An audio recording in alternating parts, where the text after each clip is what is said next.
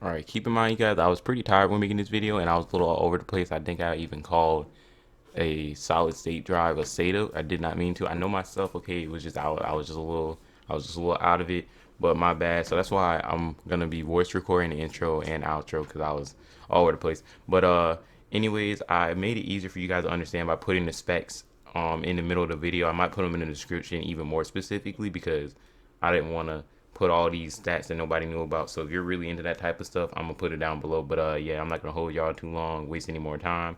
Hope y'all enjoy the video. All the pins at once. Now that would be cool.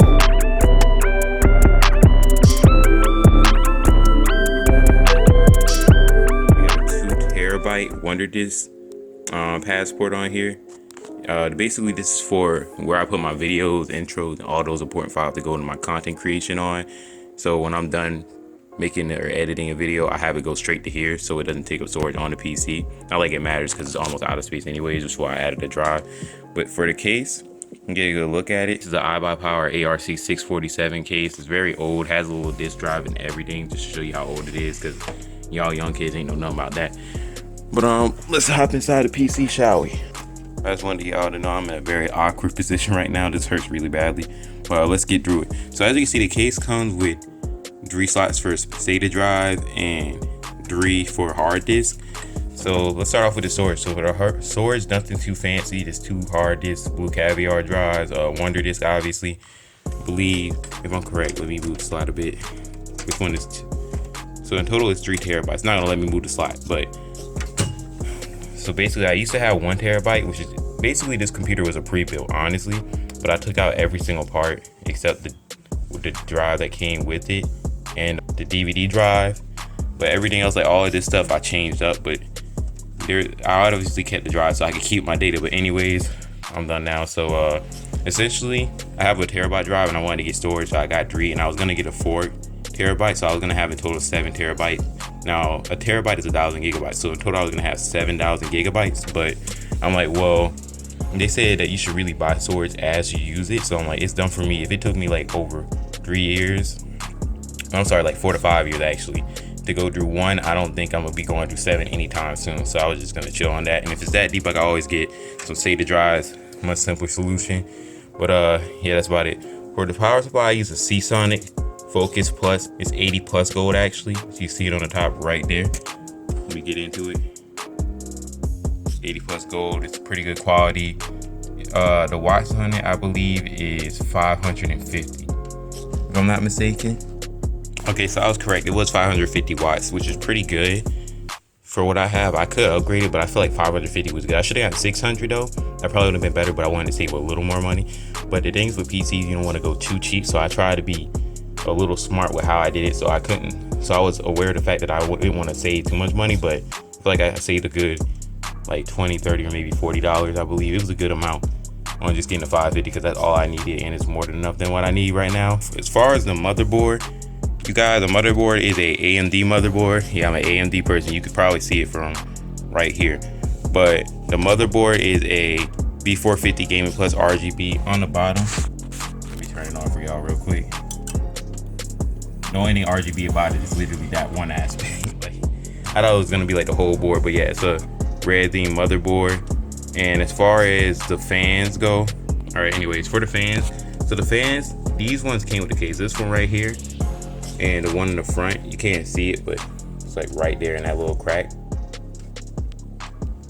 Those 2 fans came with the case. They're just magnetic levitation. They're really quiet, so I don't feel the need to change them. I was gonna, if anything, replace them all with Corsair, but I'm like, it's not that deep. They do the job, same difference, and they're quiet and they're red like I need. So there'd be no point in me switching. So those are pretty much the same that came with the case. That's one of the other things I transferred, or I left in the case actually. I took them out though by accident, so I had to put them back in. I know, but yeah, that's how the point. So as far as the CPU, I simply use the AMD R7. I use well, I call it R7. It's called a Ryzen 7. It's a Radeon Ryzen 7 2700X, and it comes with a Rapid Prism CPU cooler, like the big like this big box of a cooler. I think the newer ones come with like a circular one, but I got the big brick. But I like this one because the customization is cool. You can change how it moves, the patterns and stuff like that, which is really dope. You can make it rainbow. You can do whatever you want. You just gotta get the software for it. Now, as far as the RAM, I have 16 gigabytes in total. It goes up to 3,000. I believe it's 3,000 megahertz. Or it's 16 gigabytes. I'm gonna upgrade to 32 with XPG if y'all are curious of the brand. And it goes up to 3,000 hertz or megahertz. I'm sorry, I can't remember which one exactly. But yeah, you have to change it in the BIOS settings of the PC. So I'm gonna have all the specifications up there because, like me, I don't know what I'm talking about sometimes. So to make it simpler for y'all, so y'all don't have to guess or whatever, I'm just put it up there as we go along. But yeah, now for the juicy part. So now for the juicy part, we have the graphics card. The graphics card I went with is the MSI. It's an MSI branded graphics card. It's NVIDIA also, so it's MSI plus NVIDIA, yada yada. It is a 1660 Ti overclock edition. This means it comes slightly overclocked, I believe, and that means it's slightly boosted.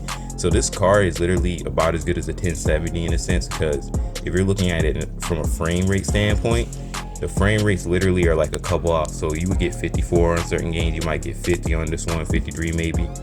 It just depends on how you optimize your system and the parts you have to work with it. So yeah, this is a solid card to get. I would get this one because it's pretty good price, like $300, $280. I found it on discount, but yeah, it's not too shabby if I do say so myself.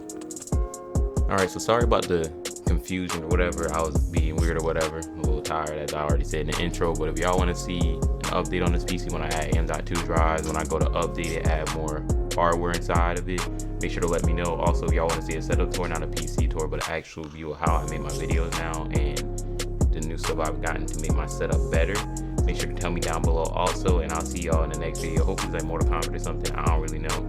I haven't decided yet, but it should be a surprise, kinda, I guess. But thank y'all for tuning in as always, and I'll see you guys next time.